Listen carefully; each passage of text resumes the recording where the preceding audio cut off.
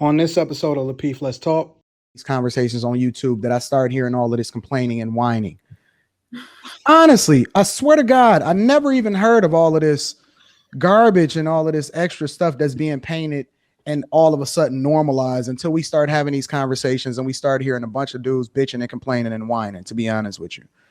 I didn't hear that. I didn't see that in real life. If you go out in real cities and you go out and you participate in society, there's a combination of both. There's some dudes that's struggling and they got to get it up. If you're just hanging in the hood and you're on a corner every day, yeah, you're going to see the dude that's selling crack or whatever, right? You're going to see the dude that's smoking weed all day. If you in a city and you're moving around a certain type of way, and I know people that's in the city, right? In every city that you're in, there's still people that don't know anything about their city. I know people that grew up in a city and they never really spent enough time really understanding and know how to get around their own downtown. Mm-hmm. But like, for example, if you go to Atlanta, it's nothing to see a dude with a black dude pulling up and getting money. Like, that's normal. Most guys, if you ask them overall, they want to be married, meaning that they're looking to actually settle down. Most guys want to be married. That is a sentiment that is echoed across the board, no matter where it is that you go. What they do and all of that, that's a completely different conversation. But what they do, what they aspire to is to be married.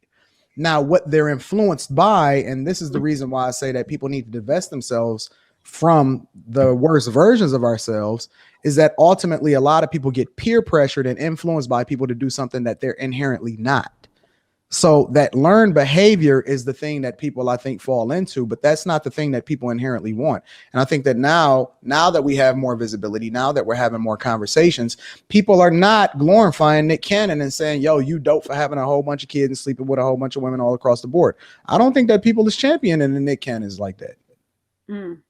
If people want to champion it, then how they continue to have baby mamas? What'd you say, Logic? If people don't continue to champion it, how do it continue to happen?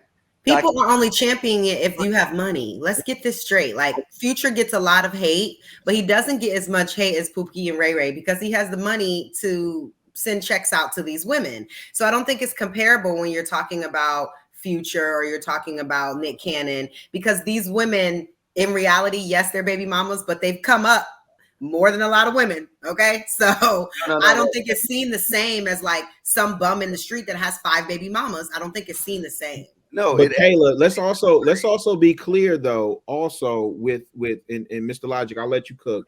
And JR, you can come back to me to answer the question later. But to your point, Kayla, it's also been established as like the kind of like the norm now. So like when you talk about, you know, Futures and the Nick Cannons, like, yeah, they're not champion. Like nobody's like, oh yeah, you hit that, you beat that, oh, you bust her down, da da da da da. You know, but at the same time, let's say what's my man name? Offset from Migos. When he bagged Cardi B, we was like, not we. Let me be clear. People were like, oh, he got Cardi B, knowing he had a whole litter of cheering.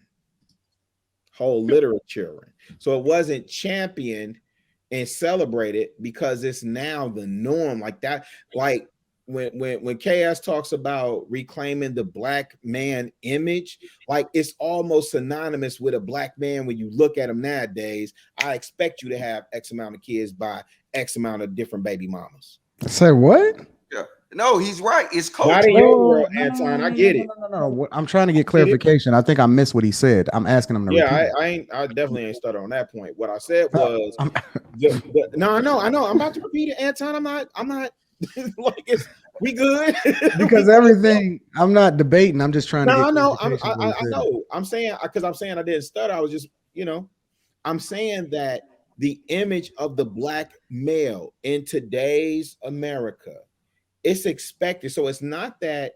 So you asked the question like in terms of Future being championed, and I'm saying that it's not that Future or Nick Cannon or whoever else, DMX, is being championed. It's become the norm. In other words, it's an expectation. When you see a black man now, it's I expect you to have. So like a lot of conversations like expect you to have what? Children by different women, multiple women. I don't believe that. I don't believe that to I know. be true. I don't know about children by multiple women, but I think that after a certain age, I personally expect men to have kids, not by a bunch of different women, but like if I date older men, so men in their 40s, I'm expecting them to have kids from either their past marriage or a past relationship. That doesn't mean a bunch of baby mamas. That's not the same. I ask y'all something, because what we're saying now doesn't gel with what we kind of talk about on this platform. And I just, come on, man, we gotta keep it a bean. If you're saying in your everyday experience, I do get that. Anton, you saying the people that you coach in your Patreon, I get that. Kayla, you saying when you go to your Jack and Jill events, I get that. I'm saying to the observable eye, what you see in media, what you see on YouTube, what you see multiple participants railing against, not only in the Black manosphere, but even the opposition to the manosphere. Even the women commentators who are in opposition to the Black manosphere. The expectation of the average Black male, right, in society. I know we on the come up. I know we're improving. I know we bubbling up. Cool, great. But you know what? You know what the prevailing image is of us and what has been for a long time? It's not blue collar. It's not entrepreneur. It's still pipeline to prison. Still prisoner. Still lean drinker. Pants sagging. Baby mama drama. That's still the image of a lot of Black men. I get it. You may not agree. You may not agree. I don't think the extreme picture that you're painting is not the image, bro. I don't believe that to be true. I think it's somewhere in the middle. I think no. What is, then paint the picture for us all. Tell us what you think the image of the Black men that's being portrayed and accepted by society. I don't think that the image that's accepted by society is that you're a Pookie or a Ray Ray. Is that you operating like a DMX and you got 13 different baby mamas. I don't think that that's the image that's accepted. I don't think that it's the most pristine. He's married and he's on a white picket fence either. Like I'm not painting that picture, but I think that it's somewhere in the middle. I think that, you know, if you go to certain areas and certain cities, it's normal to see a Black dude that's pulling up in a dope ride that got money and is doing well for himself. Like that is normal. Like if you step up, I'm not talking about, look, it wasn't even until I came to YouTube and I started having these conversations on YouTube that I started hearing all of this complaining and whining. Honestly, I swear to God, I never even heard of all of this garbage and all of this extra stuff that's being painted and all of a sudden normalized until we start having these conversations and we started hearing a bunch of dudes bitching and complaining and whining, to be honest with you. I didn't hear that. I didn't see that in real life. If you go out in real cities and you go out and you participate in society, there's a combination of both. There's some dudes that's struggling and they got to get it up. If you're just hanging in the hood and you on a corner every day, yeah, you're going to see the dude that's selling crack or whatever, right? You're going to see the dude that's smoking weed all day.